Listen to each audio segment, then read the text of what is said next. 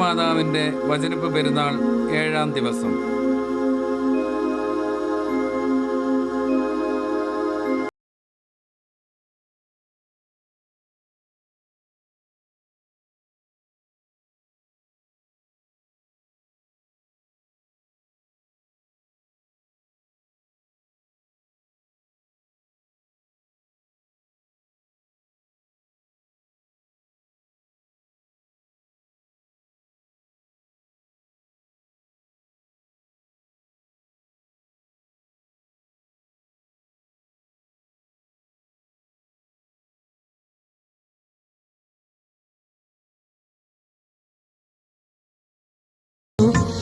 ഇന്ന് 7-ാം ദിവസം.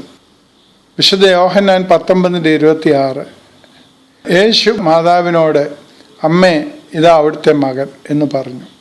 പിന്നെ ശിഷ്യനോട്, ഇതാ നിൻ്റെ അമ്മ എന്നും അരുളി ചെയ്തു. 3-ാമത്തെ തിരുമൊഴിയാണിത്. സർവ്വപൂർവിക വചനങ്ങളും പൂർത്തിയാക്കപ്പെട്ട സ്ഥലമാണ് കാൽവറി.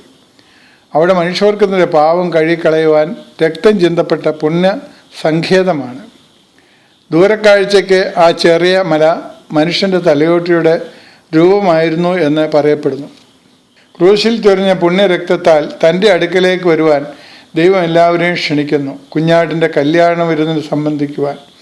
1-ാമത് കുരിശിലെ തിരുമൊഴി ഇവരുടെ പാപം ഇവരുടെ മേൽ നിർത്തരുത് എന്നാണ്. 2-ാമത്തെ കള്ളന് നൽകിയ വാഗ്ദാനം, അതായത് അനുദപിച്ച കൊലയാളിക്ക് നൽകുന്ന വാഗ്ദാനം. തുടക്കത്തിൽ വായിച്ച വാക്യം 3-ാമത്തേതാണ്. കാൽവറിയിലെ ചിത്രം നമ്മുടെ മനോമുഖരത്തിലേക്ക് എത്തുന്നത് നല്ലതാണ്.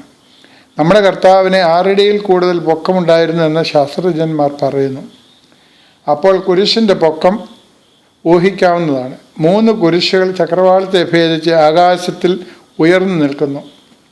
മധ്യത്തിലാണ് സ്നാപക യോഹന്നാൻ വിരൽ ചൂണ്ടിയ ലോകത്തിൻ്റെ പാവത്തെ വഹിക്കുന്ന കുഞ്ഞാട്. യോഹന്നാൻ 1:29-36. അതായത് ദൈവോത്തനായ ക്രിസ്തു ദിവസങ്ങൾക്ക് മുമ്പ് ഊശാന പാടിയ ജനങ്ങളിൽ നല്ലൊരു ഭാഗം ഉൾപ്പെടുന്ന പുരുഷാരം നമ്മുടെ കർത്താവിന് മേൽ ആരോപണങ്ങൾ ചൊരിയുന്നു. പടയാളികൾക്ക് ഇതൊന്നും പ്രശ്നമല്ല, അവർ ചൂതുകളിയിലാണ്. ശത്രുപക്ഷം, അതായത് ഹന്നാവിൻ്റെയും ഹയ്യാപ്പയുടെയും ആൾക്കാർ ആനന്ദലഹരിയിലാണ്. നീതിസൂര്യൻ്റെ നഗ്നത കണ്ടിട്ട് സൂര്യൻ തൻ്റെ രശ്മികൾ അണച്ചു നിശ്ചലമായി നിൽക്കുന്നു. ഈ പ്രാണവേദനയ്ക്കിടയിലും കുരിശിൻ ചുവട്ടിൽ നിൽക്കുന്നവരെ കർത്താവ് കാണുന്നു.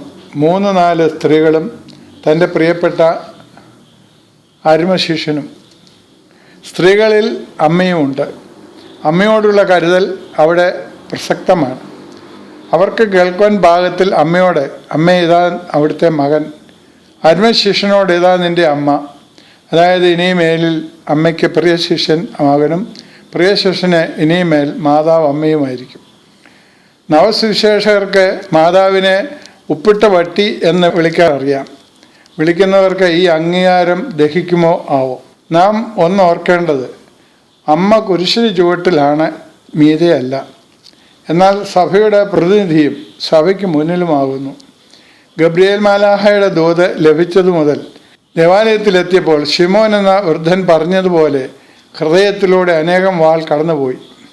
കൗമാരപ്രായത്തിലാണ് ദൂത് ലഭിച്ചത്. ഇത് എങ്ങനെ സംഭവിക്കുമെന്ന് ചോദിച്ചപ്പോൾ മാലാഹ പറഞ്ഞു, പരിശുദ്ധാത്മാവിലാണെന്ന്. അത് ആരെങ്കിലും വിശ്വസിക്കുമോ? പിതാവില്ലാതെ കന്യക പ്രസവിക്കുമോ? യൗസേപ്പ് പിതാവ് മാത്രമായിരുന്നു മാലാഹയുടെ ദൂത് പ്രകാരം അമ്മയ്ക്ക് ഒരാശ്വാസവും തണലുമായി ഉണ്ടായിരുന്നത്. പേര് ചേർത്താൻ പോയ തീർത്ഥാടന വഴിയിലാണ് പ്രസവം, അതും പുൽത്തൊഴുത്തിൽ.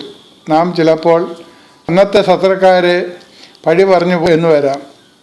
സത്രക്കാരന് അറിയില്ലല്ലോ ദൈവപുത്രനാണെന്ന്. ഒരു സംഭവകഥ പറയാം. പണ്ട് രാജസദസ്സിൽ വിദ്വാൻമാർക്ക് സദ്യ ഒരുക്കി. കുഞ്ചൻ നമ്പ്യാരും ഉണ്ടായിരുന്നു. രാജാവ് സദസ്യരോട് ചോദിച്ചു, ഭക്ഷണം നിറഞ്ഞോ? എവിടം വരെയായി എന്ന് ചോദിച്ചപ്പോൾ കുഞ്ചൻ നമ്പ്യാർ പറഞ്ഞു, തൊണ്ട വരെ എത്തി, ഇനി ഒന്നും കഴിക്കാൻ പറ്റില്ല. അപ്പോൾ രാജാവ് ചോദിച്ചു അത്രേ, നല്ല 1-ാം പാൽപ്പായസം കരുതിയിട്ടുണ്ടായിരുന്നു, നീ അതെന്താ ചെയ്യുക? അതിനെ കുഞ്ചൻ നമ്പ്യാരുടെ മറുപടി, നമ്മുടെ അടുത്തുള്ള ചന്തയിൽ മനുഷ്യർ തിക്കിയിട്ട് കടക്കാൻ ഒരു വഴിയുമില്ല. പക്ഷേ അവിടുന്ന് അതിലെ പോകാൻ ഇറങ്ങിയാലോ, താനേ വഴിയുണ്ടാവും. കേമൻ പായ്പാസം പോണോട്ടെ, അത് താനേ പോയിക്കൊള്ളും. താഴേക്ക് സത്രക്കാരന് അറിവില്ലായിരുന്നു, എന്നാൽ നമുക്ക് അറിവുണ്ടാകണം. യഹോവ നല്ലവനാണെന്ന് രുചിച്ചറിവീൻ. ഏത് തിക്കിലും അവനോട് സംഭാഷിപ്പാൻ നാം സമയം കണ്ടെത്തണം.